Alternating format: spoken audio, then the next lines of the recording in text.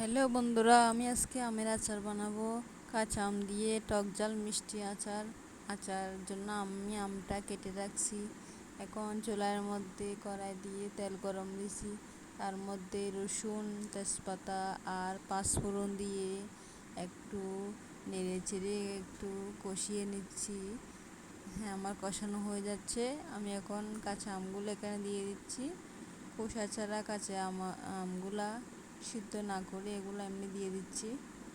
এটা অন্যভাবে করা যায়। হ্যাঁ, আমি একটু কষিয়ে নিচ্ছি। এগুলো ভাত দিয়েও খাওয়া যায়, টক মিষ্টি ঝাল। একটু লবণ দিয়ে দিচ্ছি। লবণ দিয়ে একটু নেড়ে চেড়ে নিচ্ছি।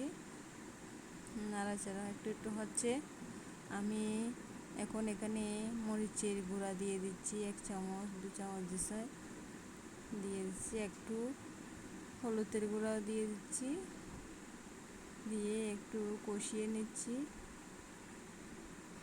হ্যাঁ, কষানো হয়ে গেছে আমার। কিছুক্ষণ আমি এখানে ঢাকনা দিয়ে রাখবো সিদ্ধ হওয়ার জন্য। এগুলো সিদ্ধ হয়ে যাচ্ছে এখন। হ্যাঁ, হয়ে যাচ্ছে, খুব সুন্দর সিদ্ধ হয়ে যাচ্ছে। আমি এখন মিঠাই রাখছি, জল দিয়ে একটু মিক্স করে রাখছিলাম। মিঠাইগুলো দিয়ে দিচ্ছি। মিঠাইগুলো দেওয়ার পর এগুলো খুব সুন্দর হয়ে গেছে। এখন খুব টক ঝাল মিষ্টি আচার হয়ে গেল। দেখেন, এগুলো খেতেই খুব মজাদার লাগবে। হয়ে গেল। এগুলো আমি এখন একটা ঠান্ডা করে একটা কৌটার মধ্যে রেখে দেব। আর সরষের তেল দেব।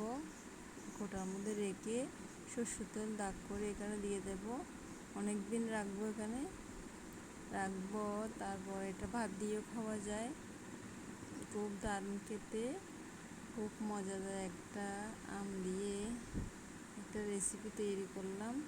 কেমন লাগলো সবাই বলবেন। ধন্যবাদ সবাইকে।